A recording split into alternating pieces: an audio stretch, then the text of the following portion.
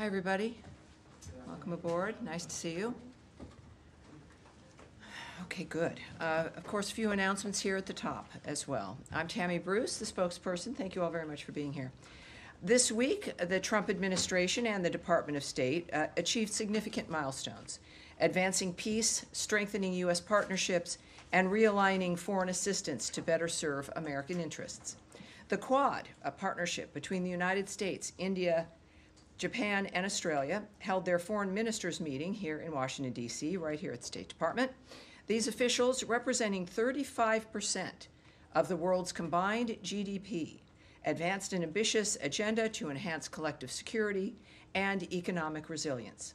Quad countries agreed to expand maritime law enforcement, cooperation across the Indo-Pacific, reinforcing their shared commitment to uphold international law and freedom of navigation.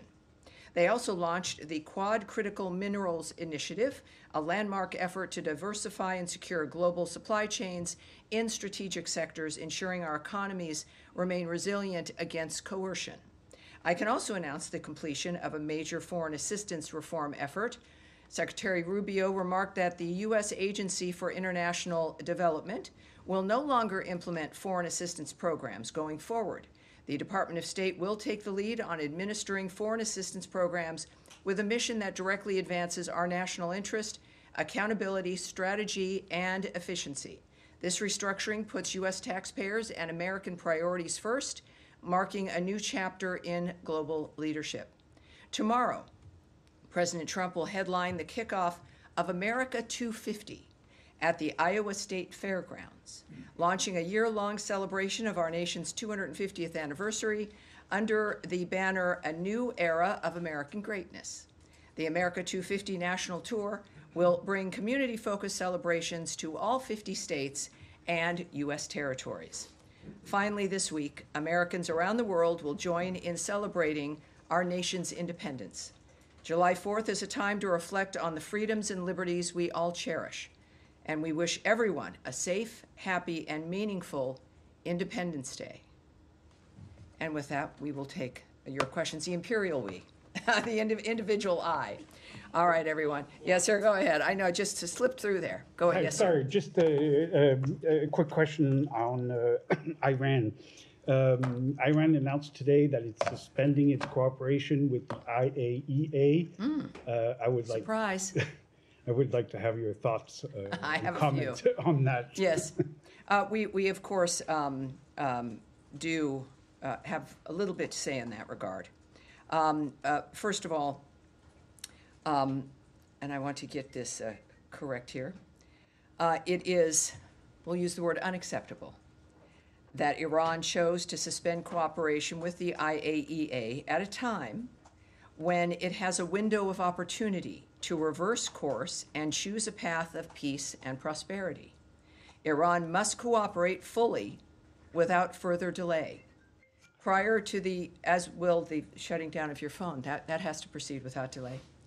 Prior to the United States' successful military operation, Iran was amassing a growing stockpile of highly enriched uranium for which there was no credible peaceful purpose, and it was the only state producing highly enriched uranium up to 60% that does not have nuclear weapons.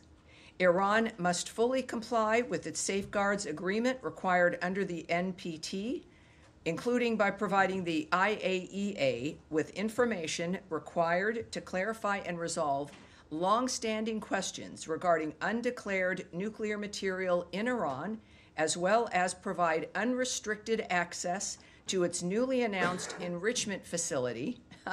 We look forward to further detailed reporting from the IAEA about this. It is worth repeating, as we've made tremendous strides to this through Donald Trump's leadership, Iran cannot and will not have a nuclear weapon. The President has said this repeatedly. The Secretary of State has said this repeatedly. We have repeated it from this podium.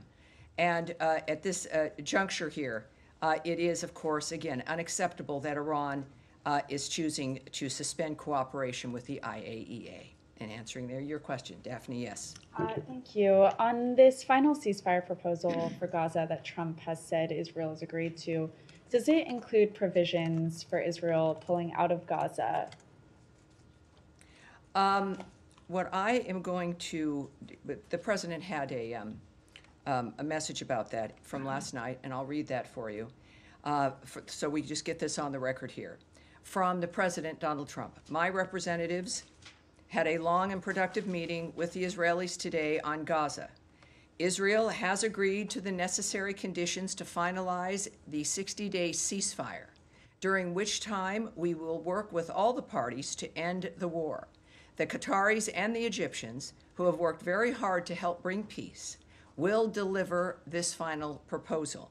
I hope for the good of the Middle East that Hamas takes this deal, because it will not get better. It will only get worse. Thank you for your attention to this matter. As far as your question about the details, I won't go into the details of what's in the proposal.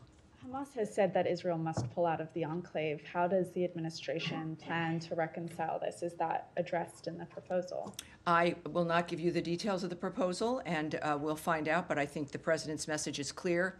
This is one that has to be accepted because it will only get worse if they don't. Yes, ma'am. Thanks, Tammy. A White House official told our colleagues that the Trump administration has paused certain weapons shipments to Ukraine. What was the State Department's role in making this decision to pause these weapons shipments? And are you concerned about the advantage it gives to the Russians? Well, traditionally, of course, I mean, our wheelhouse here is diplomacy. We don't make decisions about the shipping of weapons or the managing of weaponry during war. We have the Department of Defense. I would refer you to them when it comes to this kind of a decision. At the same time, we've got a few things I can say to you regarding this. It remains, as you might imagine, worth repeating, a priority of President Trump to bring the Russia-Ukraine war to an end through a durable negotiated settlement, starting with an immediate ceasefire. And of course, just referring you to the Department of Defense for more information regarding that situation regarding weapons. Anna Kelly, a White House spokesperson, also has noted, this decision was made to put America's interests first following a DoD review of our nation's military support and assistance to other countries around the globe. The strength of the United States Armed Forces remains unquestioned. Just ask Iran. Also, from a statement by Elbridge Colby from the 2nd, which was yesterday, at the DoD, that the Department of Defense, quote, continues to provide the president with robust options to continue military aid to Ukraine. At the same time, the department is rigorously examining and adapting its approach to achieving this objective, while also preserving U.S. forces' readiness for administration's defense priorities. Can I quickly ask on GHF, the State Department announced last week that you had approved $30 million. Has any of that money been dispersed yet? And if so, how much?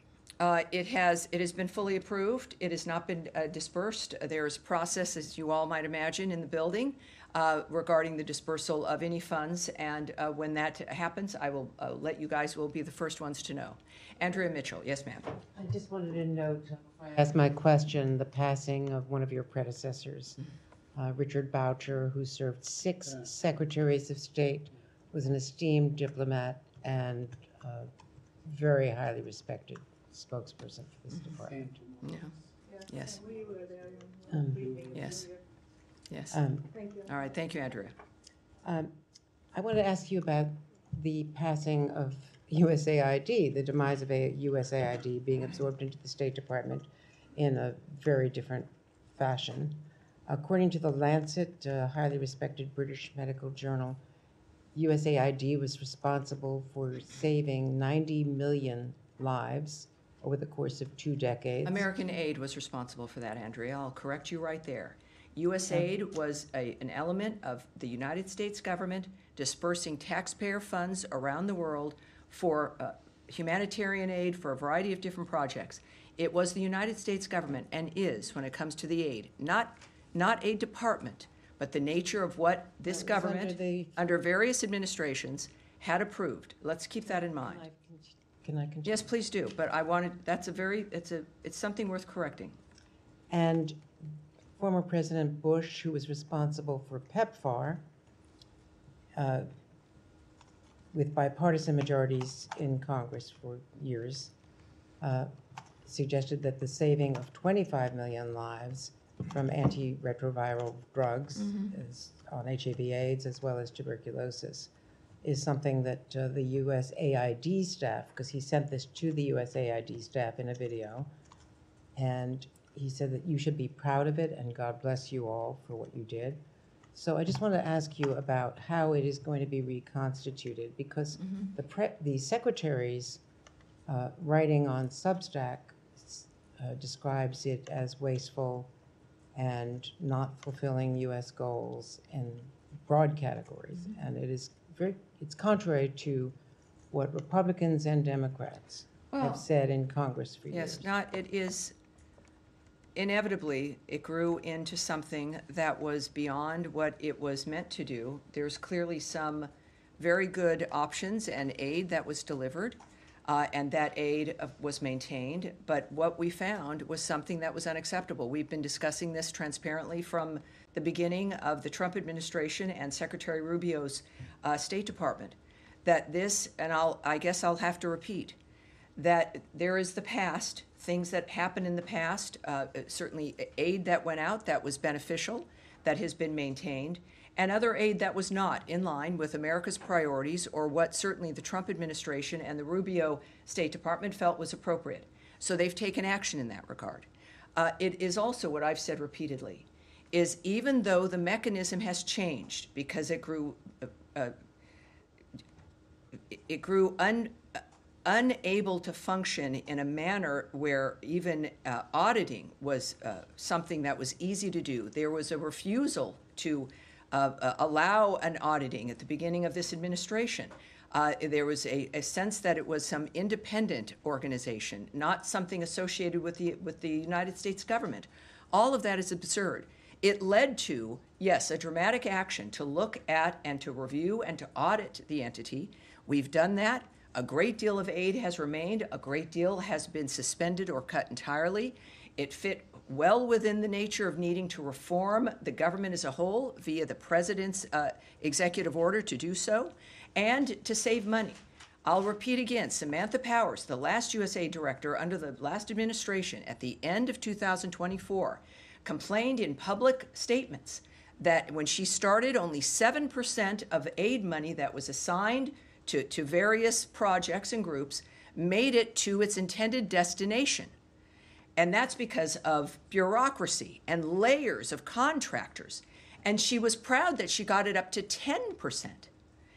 All of us would agree that that's unacceptable. And that even if you do cut the amount of money that's going out, doesn't mean that the services get cut. It doesn't mean that the benefits get cut. It could, in fact, mean more services, more benefits with less bureaucracy, with services getting directly to the people who need it. I'll finish. You stated a number of things that I think are unfortunate, and the American people deserve to hear an answer. Because we've also described, you asked, how will this look now? With this reorganization, it fits within the framework of making sure that people assigned to those regions, and we have those, that's called bureaus here, people who are assigned to look at the nature of what's happening in a certain region of the world. They're the experts in that regard. That foreign assistance for that region will now sit with the bureau assigned to that region, as opposed to some massive bureaucracy not even housed in our building, dealing with countries and regions separately without dealing with the experts here who understand what those regions might need. It will be more efficient. It will be more effective. We are not ending foreign aid. We are making it more nimble. We are operating at the speed of relevancy to making sure that the millions and billions of dollars that we spend on aid get to where it is meant to go. There is nothing to be proud of when 90%, according to Samantha Powers, is not even making it to the people to whom it was promised. These are promises. Donald Trump makes promises and he keeps them. Promises made, promises kept. We will be doing that also now with foreign aid. With the new structure of how this will be working, we are, of course, it is in our DNA. We exist in large part because of the nature of what America stands for as a beacon of hope for the future for the world. We've died on that principle. We live on that principle, and we are giving foreign aid on that principle, but it will be functional, it will be auditable, we will know where it's going, and we will see results. All right. Yes, sir. Thank you, Tammy. I have two questions on Ukraine. I want to press you a little bit more. I know you referred to the Defense Department. Yes. But the Ukrainians, appear to have, learned about it from the media this morning. Is there any reason behind the failure when it comes to communicating this to the Ukrainian allies? I would argue that that is not correct. Obviously, perhaps some Ukrainians heard about it in the news. Our communication lines with Ukraine have always been robust. While it was not, well, I will not discuss who delivered the news, but that is a conversation clearly that is something that occurred because of the importance of this project to the United States. We have been Ukraine's biggest supporter emotionally, militarily, financially, and there's a reason for that. At the same time, as we've also said and the President has said, and the Secretary, that we in fact have got to make sure, because we have a global front of what it matters to America, and that's why we've been asking our European partners and allies and friends to also chime in because of the nature of the fronts that we are always dealing with around the world. And that is sometimes a decision. At the same time, the DoD statement made clear that they have robust options as we continue to work to assist Ukraine when it comes to the options that they might have. That's from the DoD, and I don't doubt that. So we should, I think, be cautious about judging the nature of what has just occurred, considering our commitment that remains for the country of Ukraine. I'll take it, Tammy. But the president, from the get-go, made it clear that his American first foreign policy objective when it comes to Russia-Ukraine war is to end the killing. And these are defensive weapons that Ukraine needs that for that very reason, to end the killing of Ukrainians by the Russians. How do you square that circle? Well, it's not, one doesn't need to complete the circle or square it. Our commitment hasn't changed. The nature of how we're able to make that commitment is going to be based on what is best for America first. It is the President's point of view, his guiding hand about the nature of what needs to occur. And it is certainly two nations at war, and America has made a huge difference in that regard, and the President still has worked to have people at the table, that this can only be solved diplomatically. That, of course, is the State Department's wheelhouse, and that's what he wants. He has made several remarks returning to this now with the Israel-Iran situation at least managed. And this is not something that the President is not addressing. It is clearly on our plate all the time. Certainly, he has specifically referred to the nature of the continued slaughter. It is unacceptable. It is a horrible dynamic, the targeting of civilian areas. The world knows this. This has been something that's been discussed. The President has expressed his fury over this issue, and that has not changed. So, again, be cautious as things move along from day to day. Yes, sir. Thank you, Tammy. Just going back to Gaza, I know you said you didn't want to go into details, but can you perhaps... You can ask. I might not answer, but Well, I'm yes. going to ask if you can perhaps speak more broadly then about what gives President Trump so much optimism that he can get a deal through within the next few days, especially given that the parties are still so far apart, with Hamas saying it wants Israeli forces out while Israel say it wants an end to Hamas. So there's just a lot of daylight still between those two. Well, parties. is there? Well, can you Well, think more but you see, broadly we about should that? not, you're presuming a great deal, which people do have to presume, because the details of something like this, of course, do remain with the negotiating partners, the leaders of nations. What you can tend to see in the media often is just simply not true, or wishful thinking. But whatever it is, what I think we all have noticed, and this is not giving away anything, is that the Middle East changed a couple weeks ago, very dramatically. It changed forever. And the work of the President of the United States, thank God for him, is going to make sure that this is not a lost opportunity. We can say this simply by having watched him most of his adult life in some capacity, but certainly with what he's given up and sacrificed to be the leader of this country. So the Middle East changed dramatically. This is an opportunity in the midst of this new world to make a different kind of decision. He is optimistic. The President, is very honest. Sometimes he's pessimistic, and he'll let people know. Again, he's a transparent man, which sometimes can be unusual. We're not used to always hearing it, but it's extremely helpful. So while I don't know the detail of what makes him optimistic, I know to trust him. I know to not second guess him. I know that we understand that he's in the midst of something that can change every day. That's also not lost on him. But the changes that he's been able to bring about has been brought about by the power of his personality and leadership, along with the support of an American government that is in line and embraces what he wants to accomplish. I think that is why he's optimistic. Seems to be a different tone. I hope it works. Of course, again, these are all fluid situations, but he knows things that we don't. And I look forward to finding out if it's this week, if it's next week. But I'm grateful that he's the one making the decisions. Nadia. Thank you, Tammy. Just to go back to the Middle East, is the 60-day ceasefire proposal, was it the same one that Mr. Witkoff proposed to both parties, which includes releasing 10 I can't speak to hostages, that, 15? one way or the other. I won't give you details regarding that. No details at all? No, I'm sorry, I can't. Okay. Just now you just condemned the attacks on civilians in Ukraine. Of course. Yesterday there was an attack on a beach cafe in Gaza where 24 civilians were killed, including our colleagues, a female journalist was killed as well. Does the United States condemn the killing of civilians and targets? Well, we in Gaza? have always, one of the reasons why we do what we do is because no one wants to have civilians killed either in a terrorist act, in war. One of the things that the President has repeated, as has Secretary Rubio, is that the carnage has to stop. We have decried the killing of civilians throughout every conflict that exists. At the same time, it's why war is hell. It's why we want something more than a ceasefire is important, but it can't be back and forth. There has to be a durable end to all of these conflicts. So we mourn like everyone, of course, the killing of civilians, with whomever it is that's engaging in these conflicts.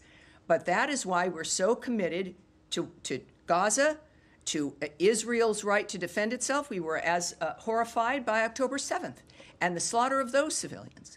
This is why it has to end. There is aggressive actions where if you're in war or if you're defending yourself and these are civilian areas, it's horrible enough. And it's another to deliberately target civilians for the sake of it. And those are the monsters that we are trying to stop and that the world has tried to stop for generations now. So this is why our work continues in Gaza, why the ceasefire is important, and why the end of war and the status quo that so many people have grown rich from has got to end. Saeed. Thank you, Yes, Tammy. sir. WHO, the World Health Organization, said that 112 Palestinian children, many of them are newborn and so on, are sent to whatever remains of the hospital because of malnutrition. It's because the aid is just not getting through.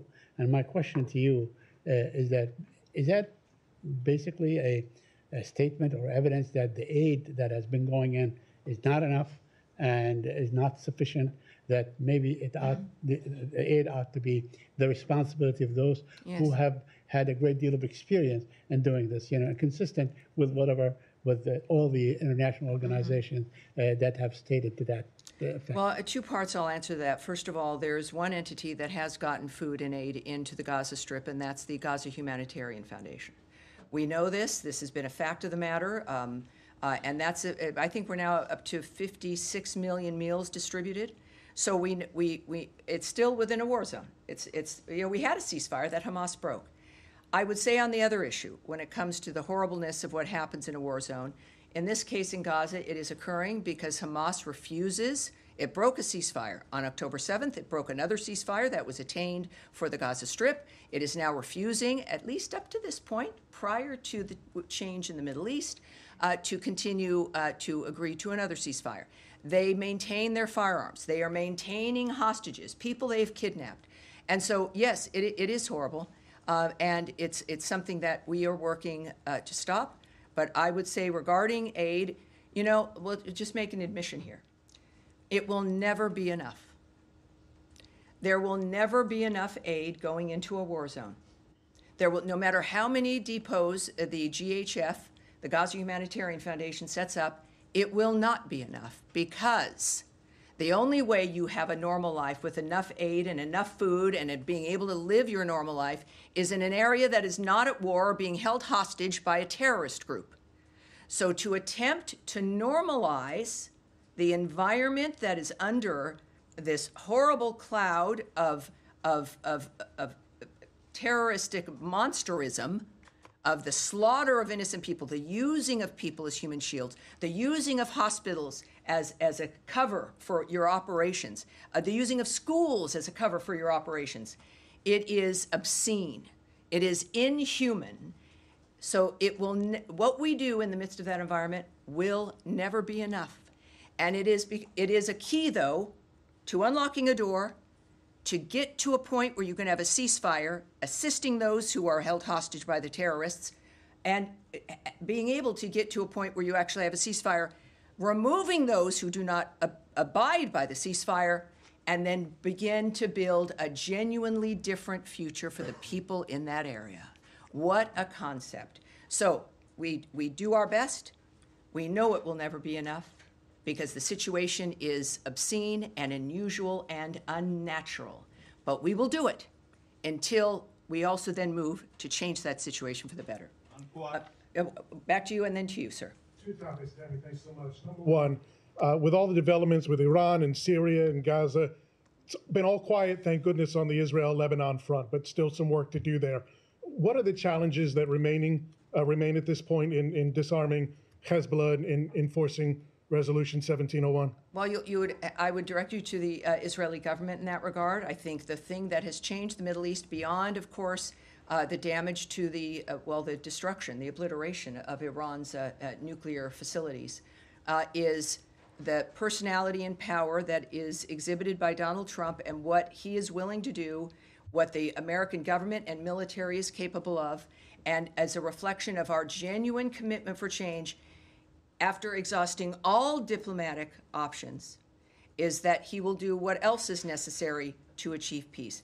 That is something as a message to the entire Middle East, including to our allies, and to those who have stepped up as an example regarding the Gaza Strip, the regional partners there willing to step in and help make a difference for the future there. So the biggest issue, and again, for specifics, you'd have to speak to the Israeli government, but for us, we made that decision last year in November without knowing how it would need to be applied, but it's also because of the American people that we're able to send this message to the world that we are still here, we are still the team you can count on. America matters, we know it, and we're going to defend our country, which is what it needs to exist in order to have this hope for the future. All right, yeah, yes, Eric. Thank you, Tammy. Wanted to ask about, I understand the decision on which weapons to provide to Ukraine being one taken at the Pentagon, but from a diplomacy standpoint, does pausing the weapon deliveries for Ukraine make it more difficult to get Russia to come to the table in terms of a peace agreement or a ceasefire because it somehow relieves potential pressure on them? It's a very good question, but it's good that it's not going to be a factor because we haven't paused sending weapons to Ukraine. This is one aspect, one situation, one event that has been changed. As you heard from the DoD, there are multiple robust other options and efforts regarding the Ukrainian situation with weapons. Again, I don't speak for the DoD. I can only refer to their statement and to what they've stated very bluntly. The president has also indicated his remaining commitment regarding Patriot missiles. This is not, I will reinforce this is not a cessation of us assisting Ukraine or of providing weapons. This is one event in one situation, and we'll discuss what else comes up in the future, but be wary of painting too broad a brush there. All right. And another, sorry. One more. You just a few minutes ago put out a statement about about Secretary Rubio's phone call with the Foreign Minister of Mexico, Juan Ramón de la Fuente, in which they spoke about issues relating to transnational crime, terrorist organizations, of which the Mexican cartels were declared on in the first days of this administration. We were busy. We were busy.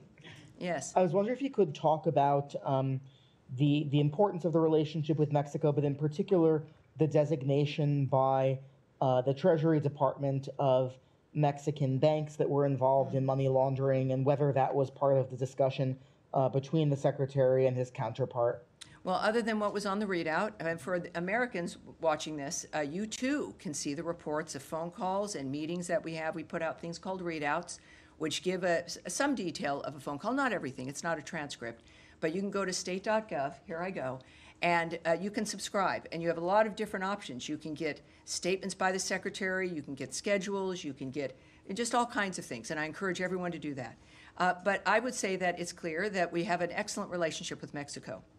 We have, and they've been very helpful regarding the border. The conversations are good. Of course, we've made some designations which help this country, but also the world, in recognizing certain foreign terrorist organizations for being such, and certainly criminal cartels. So I won't give you any more details about the call than what was publicly distributed, for the most part, but I can tell everyone that our relationship is excellent, and this, of course, is part and parcel of the Secretary's theory regarding diplomacy, is that it's about people and it's about relationships, and we reinforce that all the time. I have a feeling I will never again hear from Matt Lee if I don't call out on him because you seem to, maybe it's you have a shoulder issue, that you can't raise your hand. Did you have, like, I had torn rotator cuff surgery once, and it was very difficult to raise my hand. Well, actually, I do have a bruise on my elbow. Well, that's because you're sitting with your elbows on the table, not raising your hand. What can I do for you, sir? Well, actually, I have a very easy question. Is Secretary going to be joining the President and Prime Minister Netanyahu at the White House on Monday, or does he have other plans?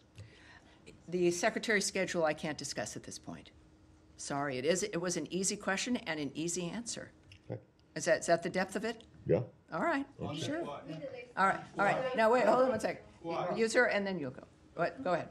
Question on Iran. As you mentioned, Iran's nuclear program has been shattered by the U.S. and Israeli Has attacks. been past tense, but yes, but go ahead.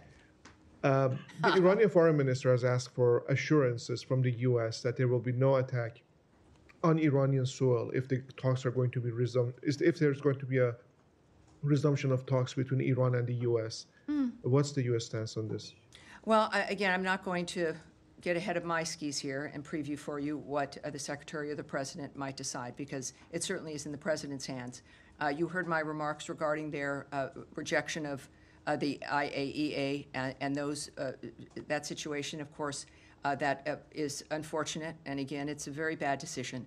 So they seem to be, not surprisingly, making bad decisions. But the President, as we've seen, is also a very generous man. And he cares about all the people, and he knows Iran can be great again.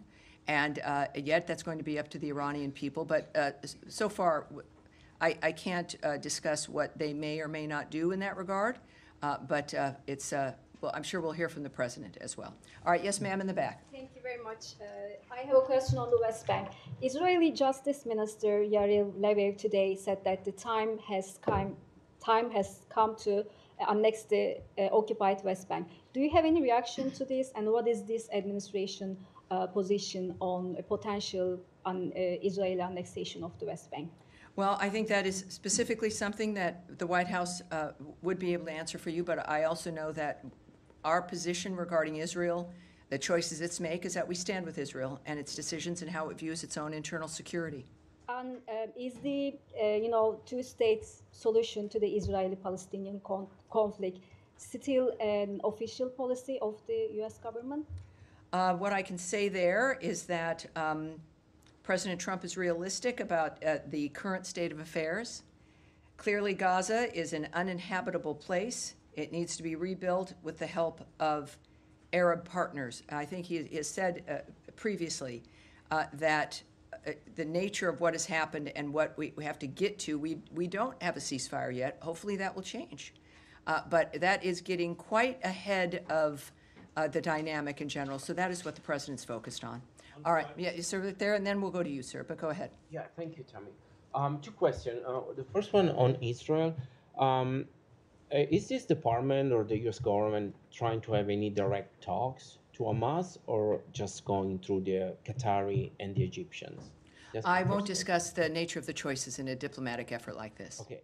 And the second one, if this department believes that there's not going to be any potential ceasefire between Russia and Ukraine, maybe until after the summer, looking at putting positioning 50,000 troops on Well, the again, border. I'm not going to speculate, but the commitment I know by President Trump and the Secretary is that things have to happen quickly. We've seen deadlines set. We've seen statements regarding waiting weeks versus days for the parties to do something, certainly for Russia to give an indication whether it was serious or not. So we are not an administration, obviously, that is going to let things go for months or a year. But I certainly am not going to speculate on what the timeline might be for a ceasefire, which the president stays focused on. Thank you. All right. And you, sir, in the beige jacket. Yes, sir. Thank you. How does the State Department interpret Iraqi Prime Minister statement that disagreements between Baghdad and Washington could undermine the relationship between both sides? And can you comment on? We're going to have to take that. We're going to have to take that back. But go ahead for a second one. Can you comment on reports that Iraq has moved to accelerate a radar system deal with South Korea in light of recent regional developments? We're going to take that back as well, if you don't mind, sir. When we say, again, for Americans watching, when we take something back, we get an answer for that reporter, and we get the answer right back to you, sir. And we will do that for sure. All right. Yes, go ahead. Thanks, Tammy. I just want to come back to USAID, given that the official closure of it happened this week. Sure.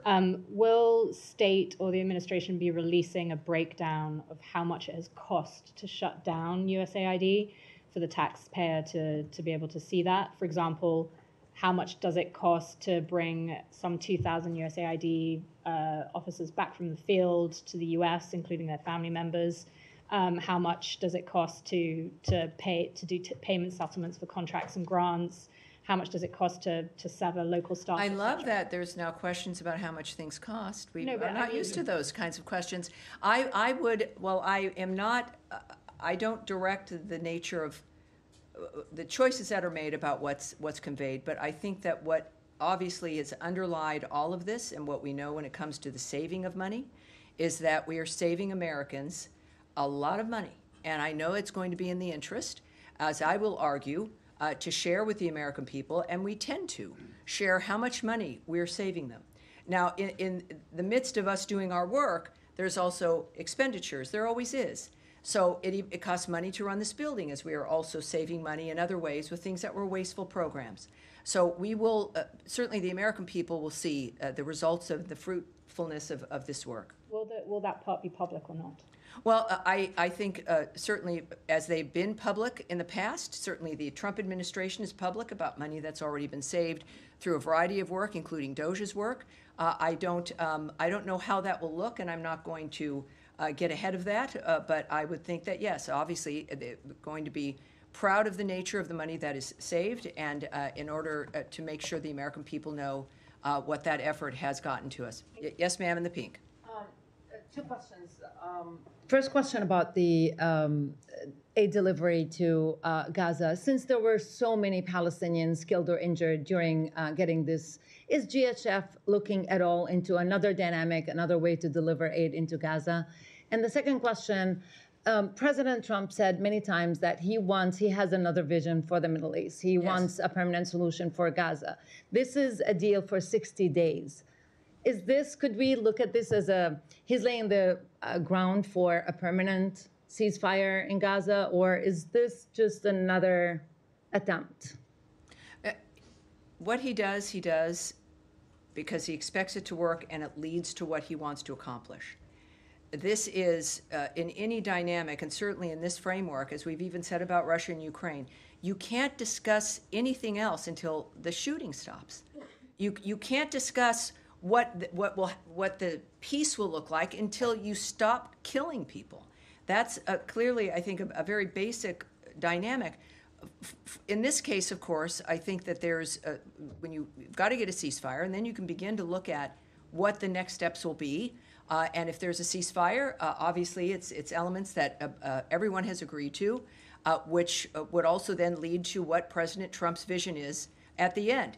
It's obviously that will be peace. It's not going to be the world's longest ceasefire. It's going to be peace that's achieved fundamentally by the changes on the ground, which we have already seen implemented over the last couple of weeks. And the aid?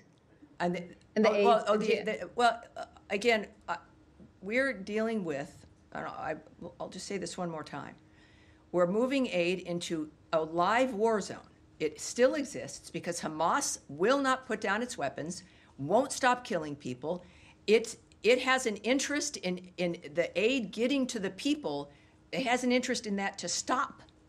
Their strength has been to control the food, to steal the food, to use food to make money, to use food to keep the Gazan people at bay, reliant only on them. It is dangerous to have people who are getting food, who are getting their meals, who realize that something else can help them other than the monsters who've been running their lives.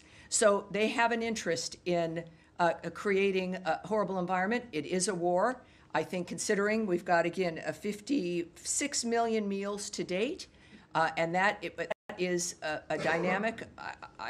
I would suspect that, like with every endeavor, there's adjustments that are made based on the situation. I don't have those details, but considering the success so far, we should all be proud of the nature of what's happened as we continue, because it will not be enough to go to a ceasefire and then to a durable peace as guided by President Donald Trump. All right. Yes, sir, you in the right time. This will be it. With the VOA Persian. Question, are you able to confirm reports that Americans have been arrested trying to leave Iran? I do, and I'm glad you asked that, because we heard about that very early on. So while we can't remark on individual reports, of course, we have long warned U.S. citizens not to travel to Iran, and that is especially true now.